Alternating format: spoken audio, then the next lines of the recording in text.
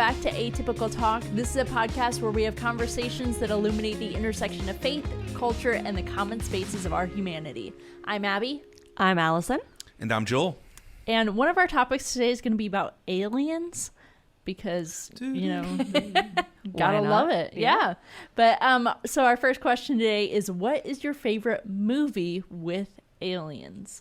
There are lots to choose from. Allison and I were like, okay, what are some alien I could think of one. I could think of E.T. And then Abby was like, oh, there's so many. I was like, name another. Name another? I feel like 90% of the things I watch have aliens in them. Yes. There's So some kind of then I subplot. hit the Google, and in fact, there are so many. It's a whole thing, yeah. Like Space Jam?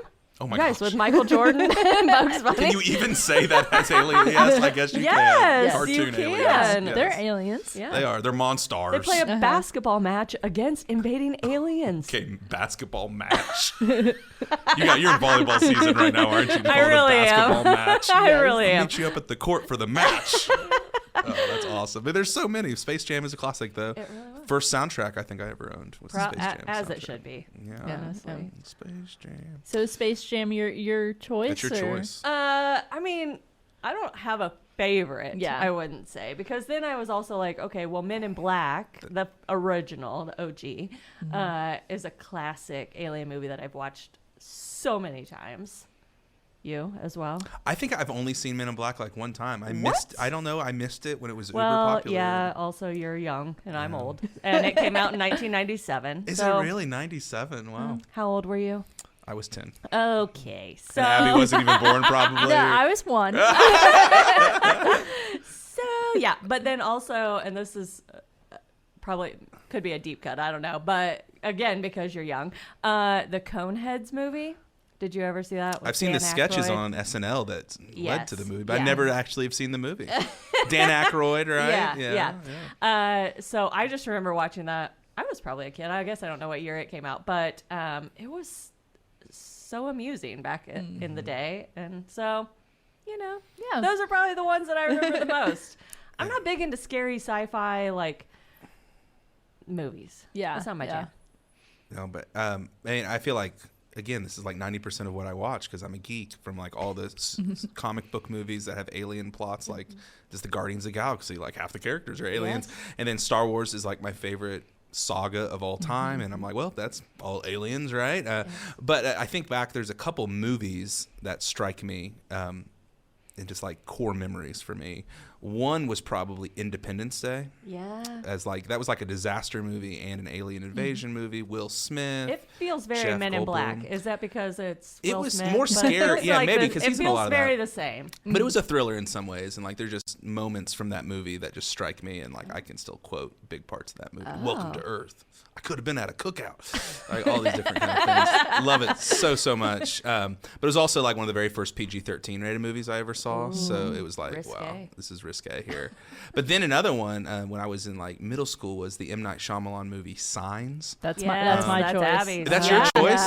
Yeah. That movie, like, it marked me because it was like scary but redemptive and like this really cool story throughout it. And you don't see the alien until like an hour and 20 minutes into the movie, and then it is terrifying after you see it. The scene where they're watching the footage, video, yes. and the alien walks by at the kid's birthday party, scared the crap out of me when I was a kid. Like that was terrifying. And I could not look at cornfields the same way after that yeah. movie. It's an excellent film. It is so good, and I can go back to it from time to time too. I love it. I love anything M. Night Shyamalan does. yeah. But yeah. But for the record, Abby and I were in our office, and we knew with 1,000% certainty that you were going to say Guardians of the Galaxy and Star Wars when we were talking about alien movies. Yeah, those are like, but they're more than just a movie to me. Like, especially Star Wars. It's like a part of my my Identity. DNA Yeah. is an identity at this point. So it's hard to like, because you can't pick one Star Wars movie. So it's Yeah, one of those that's things. true. But I love it though. Yeah, love those stories. yeah. So signs for you, Abby. Any others? Signs is my big one. Yeah, I can't really think of any other because See? I've never been someone who is really into like alien movies, and so I didn't watch a whole lot until Lucas and I got together because he's big into aliens, and so he like I swear every few weeks we're watching a new alien movie, and yeah, so he had me watch Aliens, Dude, a few months Yeah. ago, and that was really good. Aliens but- is a great movie. Yeah. It's better. It's the classic. sequel to the original Alien, but it's got some scary stuff in it. yeah, Like, it's yeah. good. But no, I just never grew up watching a whole lot, so Signs was So one sheltered. that stuck out to me. Yeah, yeah. So our first topic today is a CNN article by Ashley Strickland. It's titled NASA Team Studying Unidentified Phenomena Shares Preliminary Update. A team of 16 experts and scientists assembled by NASA aims to publish its first report on unidentified anomalous phenomena, UAPs, also known as unidentified flying objects or UFOs, by the end of July. The team is going through footage and evidence of UAPs to determine how to evaluate and study these UAPs using data and technology. We roughly get anywhere from 50 to 100-ish new reports a month, said Dr. Sean Kirkpatrick of the U.S. Department of Defense. Of those reports, only 2 to 5% are truly unidentifiable by the team. The space agency has already noted that the limited number of observations of UAPs has made it difficult to draw scientific conclusions about the nature of such events. This report will inform NASA on what possible data could be collected in the future to shed light on the nature and origin of UAP, according to the agency. The 9-month study began on October 24, 2022, and the team will publish a report by the end of July. There have been several studies of UAPs carried out by various arms of the U.S. government, including a Pentagon report that was declassified in June of 2021. Though none have given the public a clear answer about what the UAPs could be.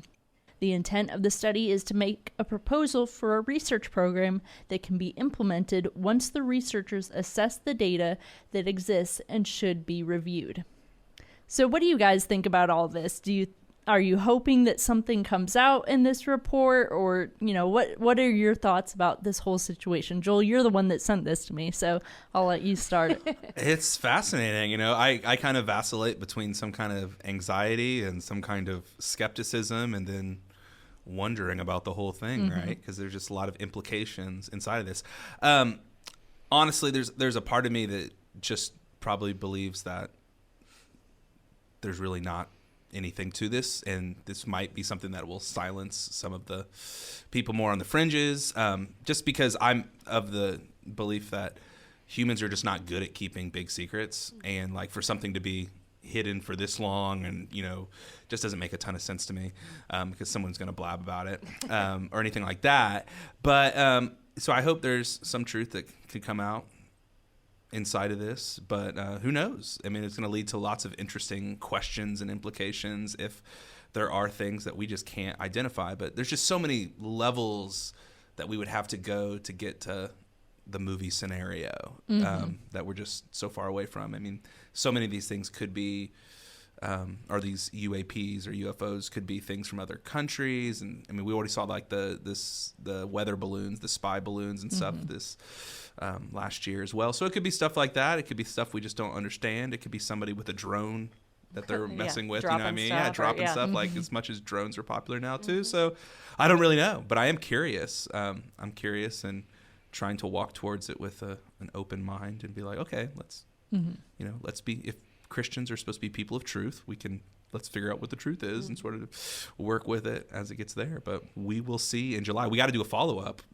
episode when this thing actually comes out, and we sort of see what this report that they've been collecting, what it's actually going to say near the end of the summer. I love that this doctor, this random side note, said 50 to 100-ish. Yep. Because I'm like, I say ish too. So I'm like, well, that makes me scientific. Yep. But also, NASA's budget, I guess I didn't realize this too, is like over $30 million. And so I'm like, that is a lot of money. Like, I'm sure they're doing amazing work. I have no idea what all they do at NASA. Couldn't even begin to probably guess. They have a PR problem by not letting people know what they're doing. Yeah. But I'm like, is this worth investing a lot of, dollars on? I don't know. Let's correct that. Sorry, but it's $30 billion. I think you said billion. million. Did I say million? Yeah. Billion. $30 billion. So that's even more absurd. I was going to say 30 million. That doesn't seem too outrageous. No, 30 billion. So sorry. No. But yeah, so I'm like, I don't know what you're doing with it, which, okay, that's fine. You don't have to tell me, I guess. But also, if it involves aliens, I don't know. I'm like, but if they're going to do this to defend our Earth against aliens, then it's like give them $60 billion. I don't really know. Start a NASA army. That's probably that's what Space Force is here for. Space Yeah, Force is happening, right? Yeah. I'm here for it. But. So yeah, we'll see. It's interesting because I mean, you don't want to walk towards it with panic. You don't want to walk towards it with being obsessed and thinking about it. But if there is life beyond Earth, then we should be able to celebrate all life that God chooses to create and walk towards it with curiosity and not fear and sort of walking towards what this all could look like. But if all truth is God's truth and God's character is consistent, then we can carry that into this conversation as well. And if we're supposed to be ambassadors of Christ and we're supposed to be people that represent God, then we should carry forth that heart and that characteristic towards whatever this looks like instead of being fearful or doomsday scenario kind of things. So yeah, it's interesting. I'm just curious, out of all the alien archetype, like what they look like, what are they actually going to look like? Right? They probably look like us. Yeah. You probably don't even know. But like one strange thing. Maybe you're an alien. Their nose is on like the back of their head or something. Like it'd be like one strange thing. Yeah. Something to set them apart. Yeah, right. It'd be something weird like that, but we will see. Yeah. I mean, there was that very recent alien report that I sent you guys where in Las Vegas there were several people that saw something falling from the sky, and then the people whose yard it fell in claimed that they saw these 8 to 10 foot tall green figures in their backyard with big eyes and stuff. But the way that they were describing them, they describe them exactly how we picture them, like in movies and stuff. And so it makes me wonder, I'm like, do you think aliens, if they're showing up, they're going to actually look like what we think they've looked like for so long? And my thing is, if aliens are actually going to show up, are they going to literally show up in Las Vegas? Like the place where it's all show business and like, all the like glitz and glamour. Because maybe they're just trying to blend in. They're like, this place is a little abnormal. We're a little abnormal. Let's do this. I mean, if I saw an alien walking down the street in Las Vegas, I wouldn't think twice. No, you'd be like, yep, that's on brand. Just a performer. Yep. On break. Yep. On break. So our next topic today, this is a Bored Panda article titled... Hard-hitting news, Bored Panda. Yeah, Bored Panda, yeah. It says, learn the history behind these commonly used phrases. There's 66 in this article. We're only going to go over a couple of them. It says there's plenty of common phrases we use or hear frequently that we probably don't know the origin of. This article looks at the meaning behind lots of these phrases. The first phrase I looked at was riding shotgun. It's a phrase used to claim the right to sit in the front passenger seat of a vehicle. This expression refers to the passenger of an old-fashioned stagecoach who sat next to the driver with a shotgun to protect from attackers and robbers along the way. The next one is show your true colors. It means to reveal one's real character or intentions, especially when these are disreputable or dishonorable. The origin comes from warships who would confuse their enemies by using multiple flags. However, warfare rules dictated that the ships must show its actual flag before firing, and hence the ships would then display its true colors. And then another one is close but no cigar, which means almost but not quite successful. In the late 19th century, carnival games were targeted to adults and not children, so the winners would get a cigar as a prize instead of stuffed animals. The good old days. Yes. If the person was close to winning but did not succeed, they'd say it was close but no cigar. So what did you guys think of these? Like, what one stood out to you the most? Oh, man. I love all this kind of weird stuff because I feel like we do say a lot of things and we just don't even know why we say it. We've just always said it or heard somebody say it. Mm-hmm. But one on the list was about waking up on the wrong side of the bed, which I was like, I don't even know what that means, you know, but I have heard people say that because, you're grumpy. Right. But it said that... not only waking up on the wrong side of the bed, but some countries say like waking up with the wrong foot on the floor, which is still the left side or the left foot, I guess. So much that they would push the bed up against the wall. So like when guests got out of the bed, they could only get out on the right side. I'm like, that's deep. Our bed's kind of in the middle of a wall, so like, you know, both of us can get out on either side. The left foot and the left side of the bed is the devil's foot and the devil's side of the bed. So that's just, that's not real. That's not real. Where in the Bible does it say that? No. I was like, I missed that. On today's episode of the Bible doesn't say that. Yeah. So apparently the left side, if you sleep on it, is the wrong side, just so you know. Okay. I love the phrase caught red-handed. We think it's when you've been discovered doing something or just after doing something wrong or illegal, but the origin actually shows that there was this old law stating that if someone butchered an animal that was not theirs, they would be punished because they had blood on their hands. So it's actually caught red-handed goes back to like gross. blood on your hands and butchering somebody else's animal. And I'm going to think twice the next time I say that for sure. But it's just so funny to think like every culture has these turns of phrases, these idioms that we just lose the meaning along the way, or often the meaning morphs and changes and evolves along the way.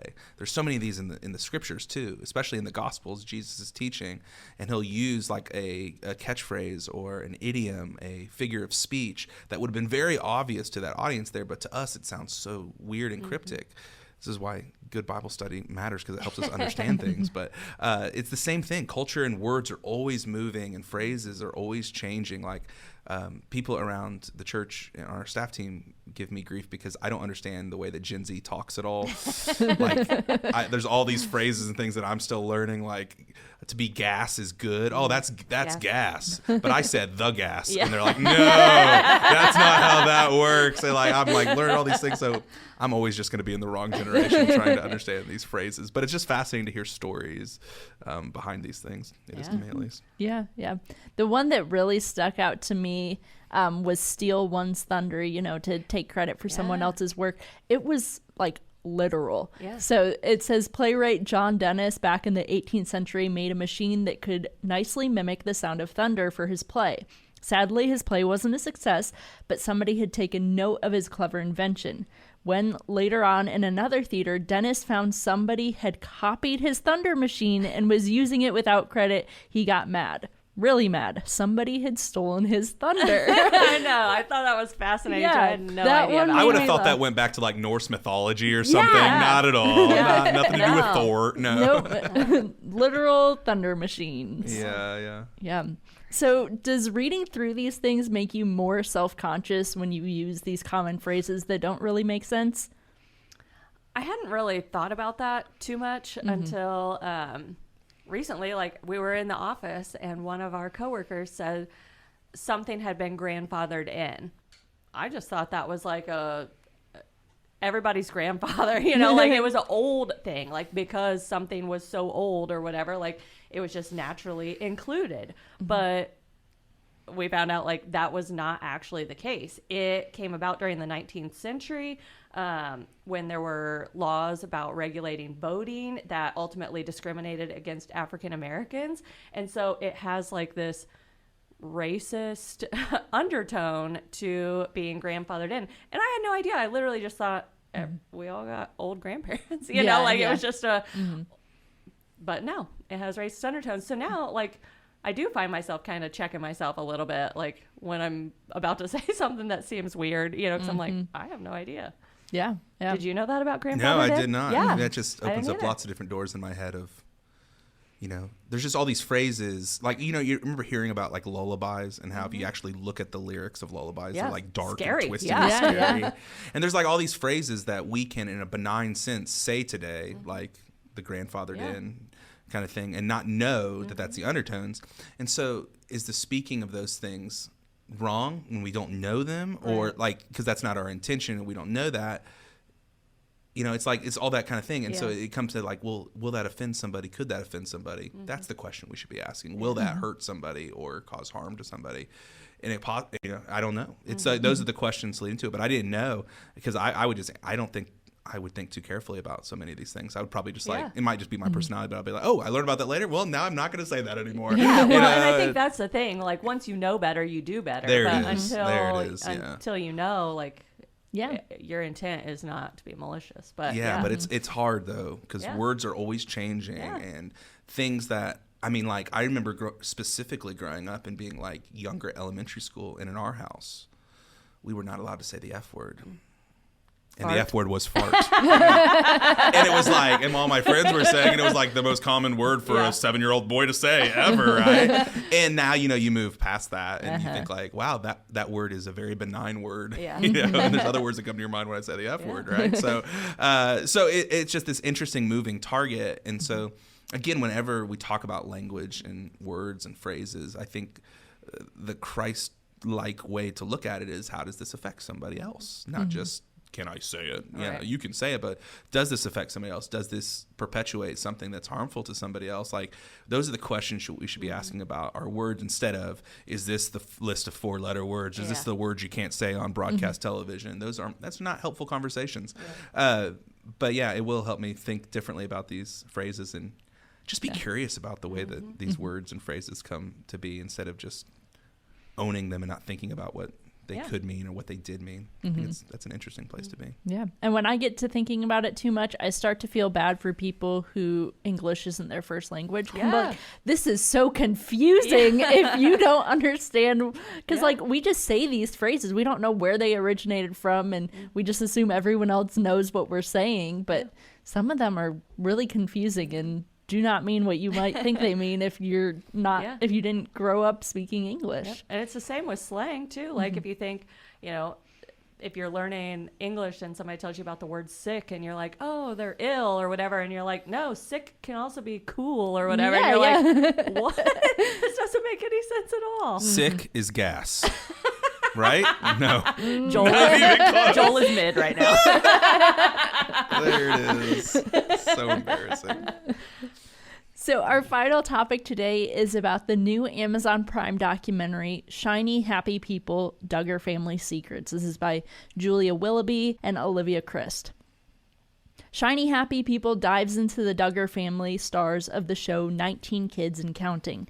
It explores not only the family, but the religion they were a part of, the Institute of Basic Life Principles, IBLP. It includes interviews from Jill Duggar Dillard, the second oldest Duggar girl, her husband Derek Dillard, their cousin Amy King, and several individuals who have left the IBLP religion. The documentary explores many different topics. It talks about the sexual abuse from Josh Duggar and how Jim Bob and Michelle attempted to hide it, as well as sexual abuse within IBLP and how many young women were groomed to accept what happened to them as normal. It talked more about how Jim Bob was the only one being paid by TLC for the TV show, and he refused to pay his adult children that were forced to continue being on the show after even moving out.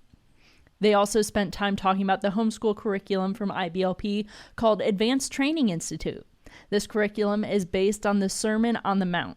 Homework questions include things like, how can graphs help to visualize the consequences of lust? How do prime numbers illustrate the principle of one flesh in marriage? And how did true mourning result in revivals in colonial America? Another topic talked about frequently within ATI and IBLP is the umbrella of authority. This stated that God is authority over everyone, and it trickled down to fathers being over mothers and mothers being over children. The IBLP website says God-given authorities can be considered umbrellas of protection. By honoring and submitting to authorities, you will receive the privileges of their protection, direction, and accountability. If you resist their instructions and move out from their jurisdictional care, you forfeit your place under their protection and face life's challenges and temptations on your own. So these are just a few of the topics that they touched on in the documentary. There was so much in there. So Allison, I know you watched the Duggars TV show. What about this documentary surprised you, knowing so much about the family already?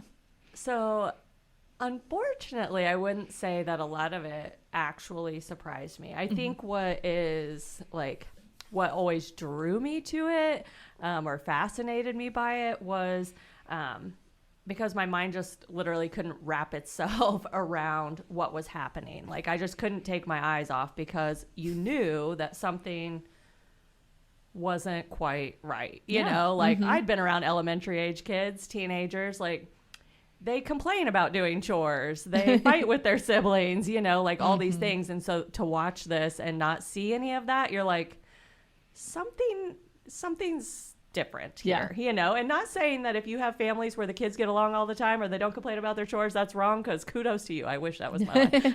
But, you know, so I think that's kind of what, same with like John and Kate Plus 8 was another show, or like Sister Wives, even like these different shows. Like, it's not, you're watching it, I feel like, because you know something is different, you know, strange there. So unfortunately, I wouldn't say too much surprised me, but I wish that it had more. Yeah. But yeah. Did you ever watch it? Yeah, I watched it a lot growing up, and I have 8 siblings, so my mom constantly would like not really compare us to them, but would be like, look how good these kids behave. Why can't you get along with your siblings like that? And so I think what stuck out to me about the documentary, they talked about how they started physical discipline from when they were babies. Yeah, they did this thing called blanket training. This is so dark. Yeah, it's disgusting. They'd put a baby on a blanket, put a toy just outside of the blanket, and if the baby started to reach for it, they'd smack them. Yeah.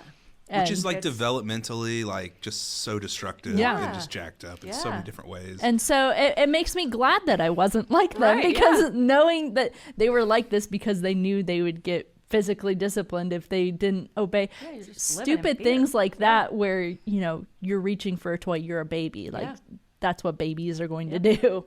But yeah, there was an interesting line. I think it was the cousin speaking once of saying, like, you saw how these kids were and how they behaved, but nobody really asked the question, what did you have to do to get them there? And that was where the dark side of it really came from, because in so many ways their wills were broken. And man, and I can't wrap my head around that being a completely healthy way to, I'm trying to be as generous as possible, raise and discipline kids, like to break their will. Don't you want to like guide and shepherd their will and help like lead them? You know, there's just like so much that's so destructive inside of this way of mixing faith and family and together, because it's so much of it is power and dominance and such a focus on authority and who's in charge and who's supposed to be under the authority of another person. It's just such a distortion of the way I understand the New Testament, the way of Jesus,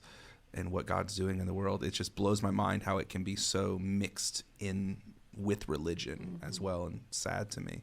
But I mean, I had never watched the Duggars thing, and so like just watching this, I was like doubly shocked, because you get the shock of like what the show actually showed, and then you get to see beneath the surface what was really going on, and I'm just like, oh my gosh, did nobody see this coming? Like, did nobody like ask the questions then, or were we all just kind of like watching the tragedy porn of it and just being like, oh my gosh, this is so jacked up, and we couldn't turn away from the car wreck. And then just to consider like real people and kids and family relationships that have all been tainted because of it. I mean, it was really shocking to me. And I honestly watched it in like the course of 24 hours because I couldn't stop watching. Like, because, you know, I'm just really drawn to stories of religious trauma and trying to tell a better story. And this one laid it out pretty clear. Yeah. Well, and it's been interesting, like, since the show stopped, I follow 3 of the daughters on Instagram. So they have Instagram now. They have like social they've media. left. So these 3. So there are multiple kids that have like left the family. Well, or moved out. Like some of them still have relationship with the family, but are out on their own. Like they're married, have their own kids. Some of them don't have relationship with the family anymore at all. And, you know, one of the documentary talks to Jill a lot. And I was surprised. I guess one thing that did surprise me was that Ginger, which is another one of the daughters, wasn't in the documentary at all, because she her and Jill have both recently put out books basically just spelling out their trauma, their life trauma, their church trauma, like what this has done for them as far as like deconstructing their faith and trying to figure out what they actually believe or find to be true versus what they were taught growing up.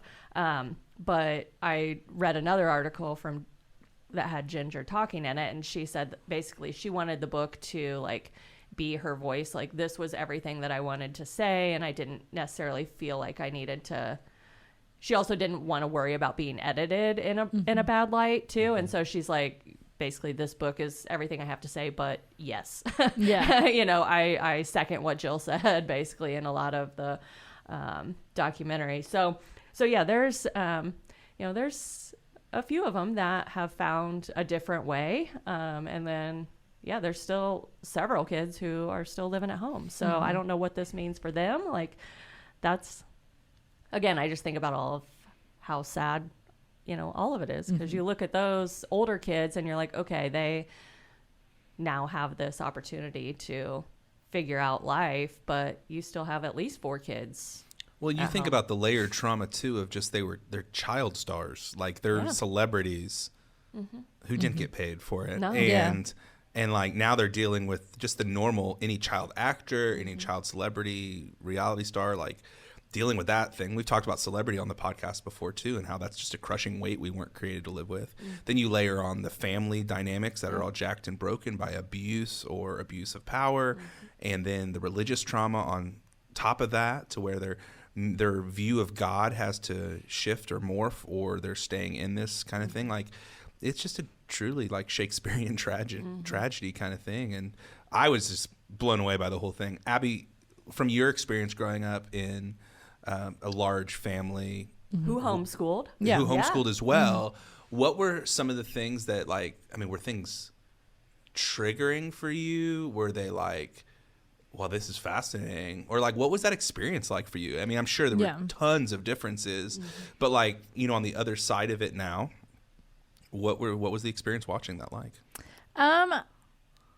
I don't know if any of it was really triggering, but it was interesting seeing how some of their like rules that they followed and like their curriculum and stuff like that seemed to really apply to other homeschool families I knew growing up, because we were part of homeschool co-ops my whole life. So we were close with lots of other homeschool families, and I saw a lot of their values and stuff in these other homeschool families, where now that those kids are grown up, they're going through the same thing where they're deconstructing and they're trying to figure out what they believe. And so it's crazy seeing those parallels, because I mean, I watched the Duggars. I grew up around these people that had these same like beliefs and stuff, but I never connected the two because I didn't realize that's what was going on. And, I didn't know a lot of this stuff until I watched the documentary about like the IBLP and Advanced Training Institute and things like that. And so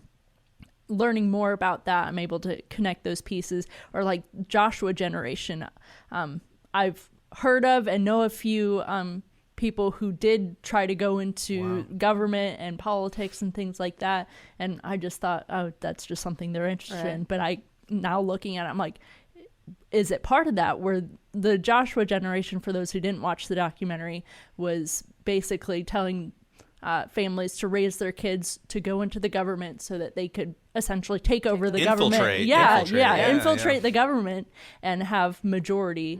And so I kind of connect that too, and it's crazy. You were around a lot of it, even if you weren't in it, which is fascinating to see. You were the rebel homeschool family. It's such an interesting thing, because when I try to learn from this, there are some elements to this thinking and worldview that has been very mainstreamed. A lot that everybody would scoff at or be like, oh, I can't believe that. But there are some elements to this that really you find the genesis of some of this thinking in this world that's now been mainstreamed. For example, the umbrella of authority. Like, I mean, I've seen that from people that are not in these kind of religious waters all over the place on social media, where it's, God's God's the umbrella over the father, and the father protects the mother, and the mother that was takes a care of huge the thing kids. with That's a lot of huge, homeschool families. Yeah, it's a huge thing, and it's, you know, the umbrellas there protect you from the devil's rain or whatever that is, which I don't know what the devil's rain is.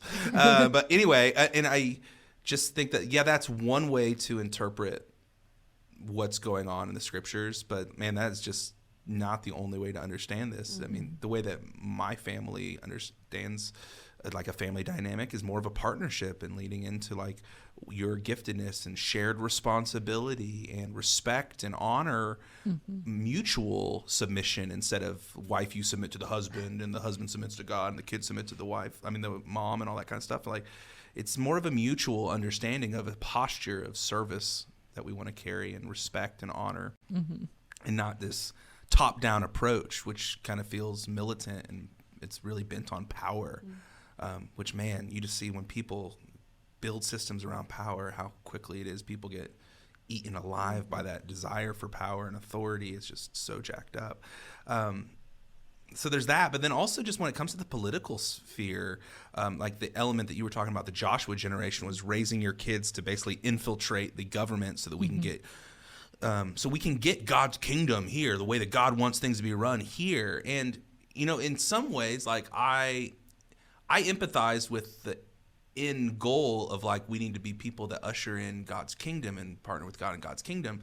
But man, I just can't see it any differently than God's kingdom is not like this world. And God's kingdom doesn't come from force or power or sneaking around or infiltration and getting into positions of power. Like when God wanted to like start his kingdom movement, he sent Jesus. And did he send Jesus as like part of the emperor's family to like get close to the Caesar? No, he sent him to the backwaters of the Roman Empire, to a nobody family, into poverty. And then how did he like show what his kingdom looked like? He went to the least and the last and those who didn't have power. He didn't work his way up in a political system. So yeah, I believe that God's kingdom is coming, and I want to be a part of that arrival. But that kingdom comes through sacrifice and through gentleness and kindness and love. And this kingdom comes from losing, not winning. Like, that's how Jesus actually did the thing, was by losing and dying and giving up his life. And so, man, I'm just so struck by the allure of power. And if we just get the right guy in office, the right person in office, then God's going to get his way. And I get the allure of that. But that's not the story that is told through Jesus. It's a story that's upside down, and it looks like losing. And so, but I see that desire for, we need to get in there and get moral people in this. I see that desire. I just think that it comes a different way. I think that God's kingdom is upside down, and it's counterintuitive. And that's the kind of thing that I want to be a part of. And it breaks my heart seeing these thoughts that come from this very small sect of a conservative fundamentalist kind of thing, you know, sort of seep out to other streams of Christianity to where it can be mainstream. But man, I think there's a different way to tell the story. Yeah. God's kingdom comes through love and sacrifice and through kindness, and by losing, that is how things get done. And that's not easy, but man, that's just what Jesus was up to. Yeah. So, but yeah, this whole thing, it's pretty unbelievable. But it all happened, you know. Yeah, no, it's just sad for the whole family, for the individual members of it, for those who were like impacted by the show. Because I'm sure even like you have production teams that, you know, watched a lot of stuff happen. And then, just for the church as a whole, because you have people who wouldn't probably call themselves Jesus followers, who are watching or seeing these things play out, or just seeing the hurt and the trauma, and you know, like, what does that mean for their, you know, belief, or them, you know, I don't know, coming to know Jesus for who we believe that he is. So, yeah, the whole thing for me is just, it's sad. Yeah. It's sad. Yeah. I would just say this too, if like anybody's listening, because I have these conversations all the time with people that maybe they grew up in a stream or a tribe of Christianity that had some of these tendencies, and they kind of felt like they've lost their way. First, I just want to say, man, I'm so sorry that you've been harmed the way that you have. I mean, that breaks my heart. It breaks God's heart. Like, that's not what he's up to. So I'm so sorry that you've had to endure that and been harmed. But secondly, I just say that I would just invite you to trust that there's a different way to tell the story. There's a different way to understand the Bible, the person of Jesus, what God is up to in the world that doesn't look restrictive and punitive and authority obsessed. Man, there's a different way. And I don't think it's something that we're inventing out of thin air. I think it's the original story. I think it's the way that Jesus actually came into the world. And man, I just encourage you to find a faith community where you can ask questions, where you're not going to get shunned or shut down, where you can take a good look at the person of Jesus. Because if you want to know what God is like, don't look at your church leader. Mm-hmm. Don't look at the person on stage. Don't look at YouTube and what's got the biggest Christian hits on YouTube. If you want to know what God is like, look at Jesus.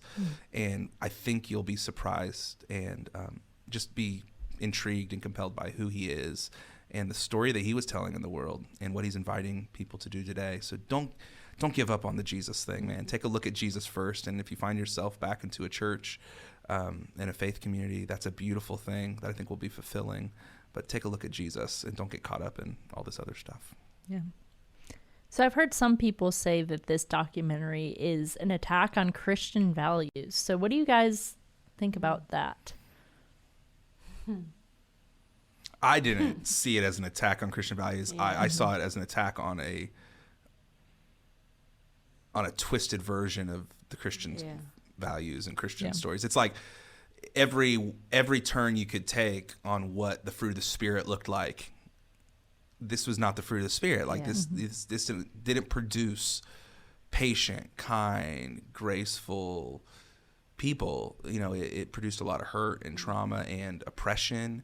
And I mean, we didn't even get into this, but the whole role of a woman inside of a family and inside of a culture, like it just doesn't, it's not an attack on Christian values. It's an attack on the shadow side or the opposite of Christian values in so many ways. And not saying that the people behind the documentary are Christians, but I think they're critiquing this the same way that Jesus was critiquing religion in the first century and saying, you guys think that you have this, but you're missing the most important things.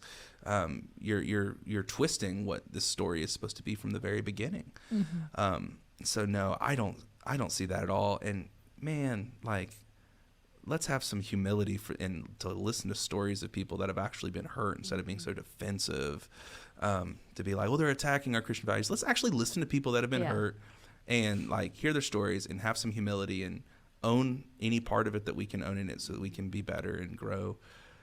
I don't have a lot of patience for that conversation. Like, this is an attack on Christian values. You know, it's like an attack on Christian values, like when there's greed and people are being hurt and, you know what I mean? And like victim shaming. And people try to silence and shame victims. I'm like, that's an attack on Christian values. And so, I think let's sit and listen and learn and take our lashes where we have to so that we can grow. And that's all I've got to say about that. And I'm just sitting here thinking, my mom always said, if you don't have anything nice to say. But, you know, I just reiterate all that Joel said. It's just, I don't think that it's an attack on Christian values because I don't think that the way that they were, and maybe their intentions originally were good and true, and but ultimately, like, that just wasn't the case. So I don't think we're talking about the same things when we're talking about Christian values, I guess. And I encourage you, if you think that way about the documentary, I feel like a lot of people who have said that haven't actually sat down and watched it with an open mind. I think they've come into it with an opinion already about what it's going to look like.